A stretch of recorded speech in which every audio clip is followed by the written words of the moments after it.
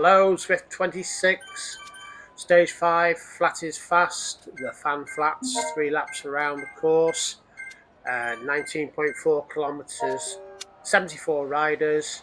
I'm going to ease into this one tonight. I didn't want to go off too hard, but I've been making a conscious effort to try and get a good spot in the pen, so I've been joining about 10-15 minutes before the race so that I'm not too far behind.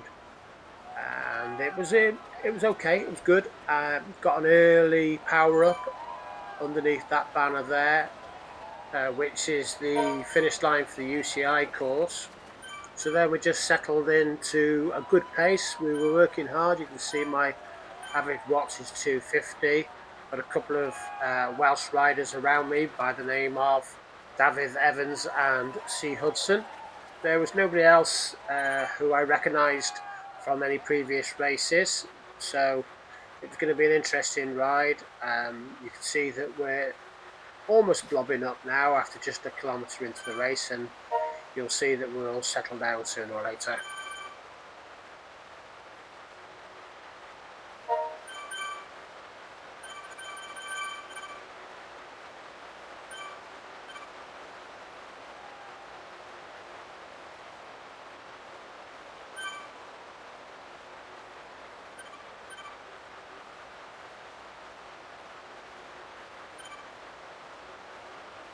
So this is the point as we go around this right-hand bend where somebody goes off the front. This is now on the circuit that we will complete 3 laps of. So we'll make our way up to the start-finish line, up this long haul, up this slight incline, which I always find to be a bit tricky.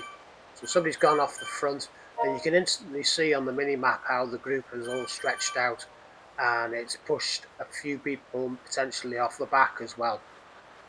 I'm alright, I'm okay, I can cope with this, but you know, you're always in that position of thinking that is the group going to split, and you're always hanging on. But with a group of what we had of 75 riders, but probably about 50 riders in this front group, you know, there's a good strong drafting effect, so hopefully we can all stick together. And as you see, as we go around the first roundabout there, it's starting to all come back together gently, but with a few dropping off the back.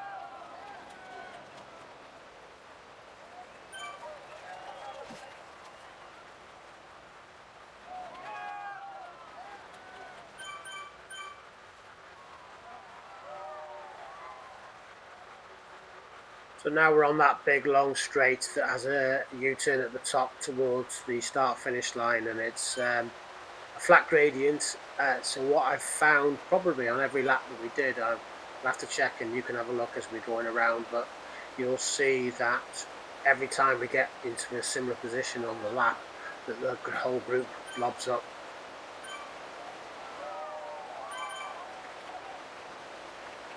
So just after we turn the corner, you'll see that one character in the race is in it for the sprint. There he goes with his power up there on the purple Tron and the green top.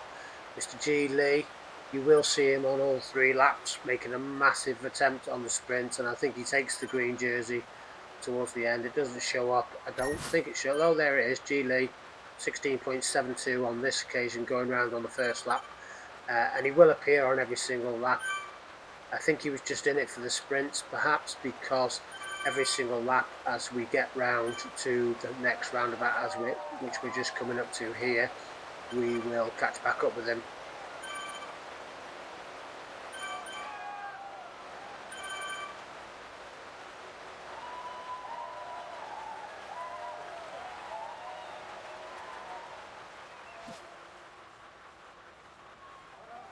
So having to push up this slight incline here after that roundabout on the right-hand turn, I find myself just being able to continue pushing gently to find myself in a good position as we get to the top of the hill and a slight downhill towards the left-hand bend.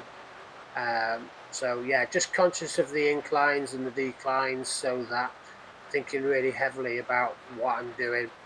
If you've watched my previous video, which was around the same course, I was very naive in my use of power-ups and things like that. I've been more conscious of how to use those power-ups tonight, using them just before the banner and potentially just after the banner if I've just got a new one. I think I used probably double the amount of power-ups tonight as I did on Tuesday night, because I just wasn't concentrating on Tuesday when I had the opportunity to use them.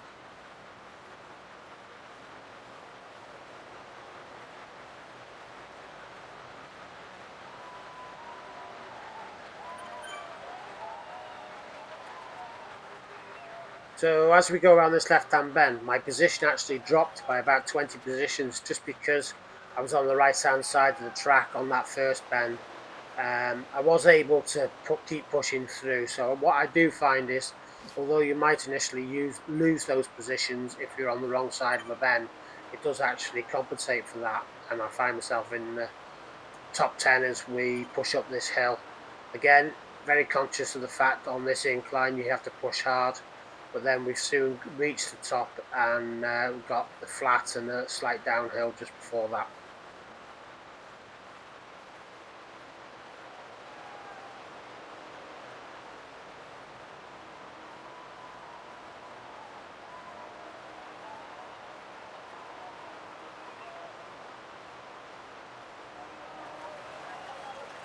So by this point, I'd been in the lowest gear that I could possibly use, and I was really pushing hard, and my cadence was quite low. Um, Sooner or later, you'll see how my cadence changes from being in the high 60s or around about the 70 mark to increasing up to into the 80s. I just found it easier in the end. It's something that I always want to do, and you see people talking about it quite a lot, how you increase your cadence just to spin more often. And it's not something I do very well. I always try and push a big heavy gear, but on this occasion I was finding that I was struggling. So you can see now that my cadence is increased by around 10 revolutions per minute.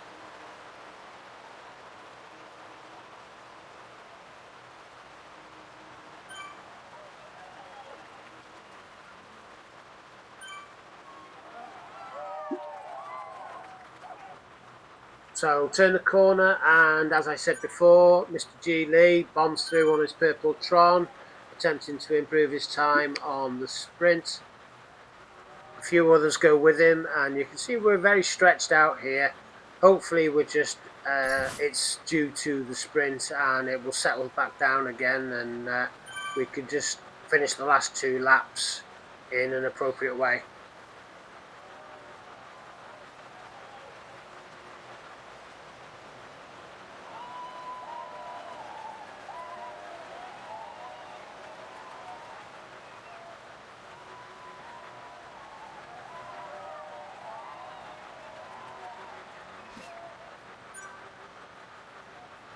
So again, just turn that right hand corner. I think people are conscious of the slight incline and it all blobs up, and there's around about 45-50 riders left at this point. 9 kilometers to go and it's starting to get a bit tasty.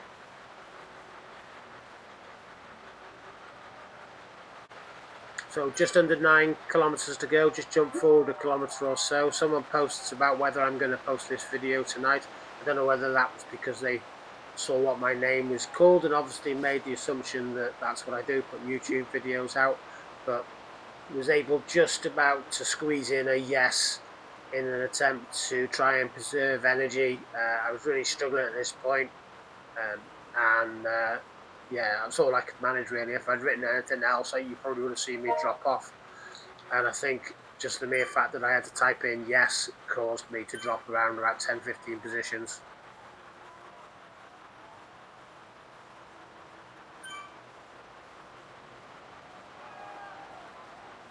So we're going up this slightly tiny incline up to the roundabouts. There he is on his wheelie on the monument, and you can see how long the group is now, and you can see from the mini map we're all stretched out. This is the point that I always struggle. I am able to put in some effort as we go around the second roundabout, which we're on now, and I usually find that I'm able to catch hold of the group in front, but at this point you can see that there's a little bit of a gap here and I'm struggling, but fortunately you can see that I am able to close the gap. I shoot straight through, which is predominantly what normally happens for most people when they are trying to catch a group, you know, there's an art to just easing off slightly just before you catch hold of the group in front of you. And on that occasion I didn't manage it and just zipped straight through, but again, similar to the last video, I can remember myself saying as soon as I found myself on the front, I then found myself on the back of the little peloton group that we've got of around about 45 riders. So straight through to the start-finish line again. G leads off the front again. Somebody else chased him down as well in an attempt to improve their sprint time. And as we go over the finish line, you'll get an update. I think that's the same times he did on the first lap, 16.12. G Lee taking his green jersey, which he was wearing anyway, so maybe that's what he likes to do. So well done, Mr. G Lee.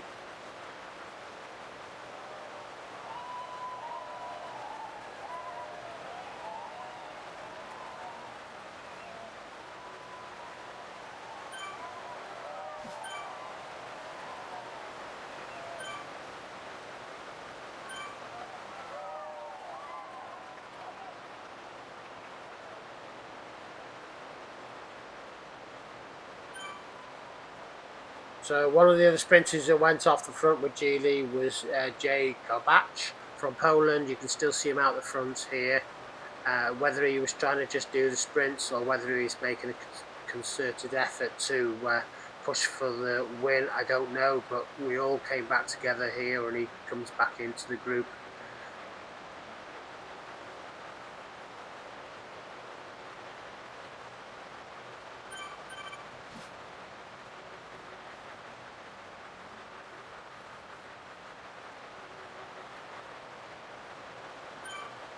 So down a slight decline and it flattens off towards the bottom, and then we go up the other side and it starts to go up a slight incline. I'm pushing hard here. I found actually that before the race I tweaked my seat post up slightly because I'd introduced my brother into riding on Zwift about a month ago, and he had to go on the bike, so I altered the seat level and just found that tonight I would just try and move it slightly, and certainly made a difference. I was able to ride about 10 watts higher than I normally did.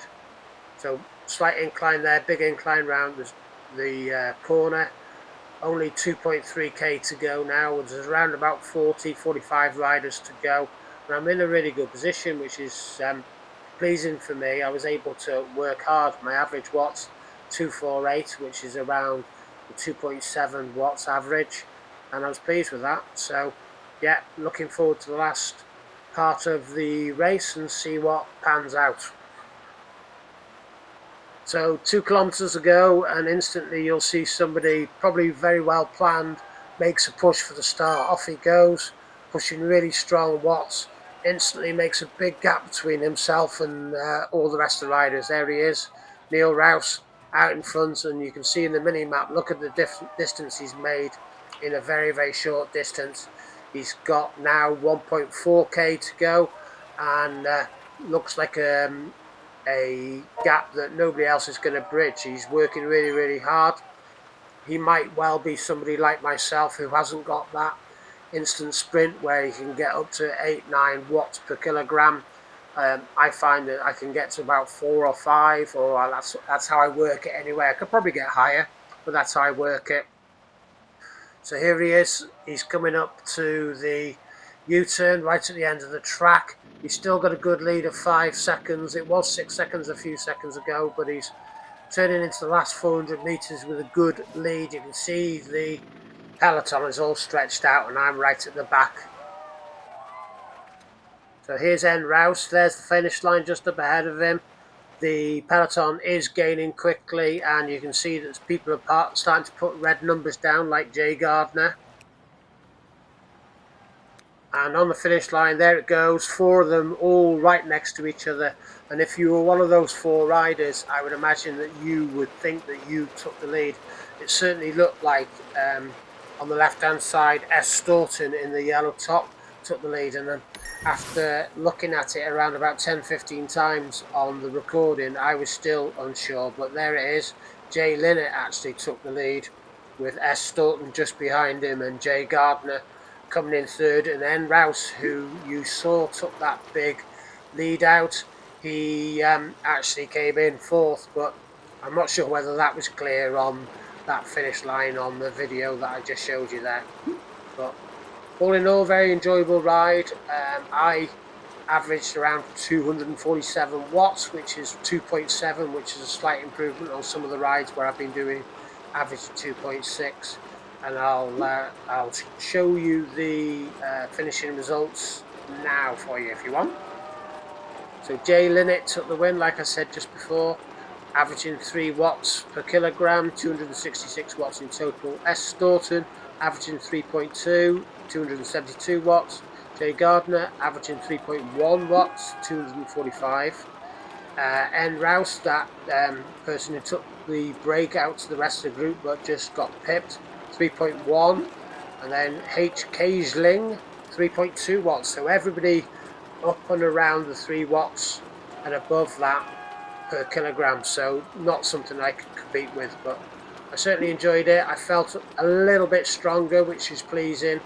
I enjoyed the race, and I'm hopefully going to be riding Tuesday night. I normally ride about 6 o'clock. I don't know what I'm going to ride in this week because these flat is fast stages have now gone because January is now past us. But I'll be certainly riding in one race on Tuesday night. So if you follow me on Zwift, you'll be able to probably see which race I'm have joined, and then you can join again and you can be part of the video and hopefully enjoy the coverage. Also on YouTube, a few more people are following me now, so by subscribing to the video, so that's another way just to keep an eye on what's going on. Okay, take care, bye.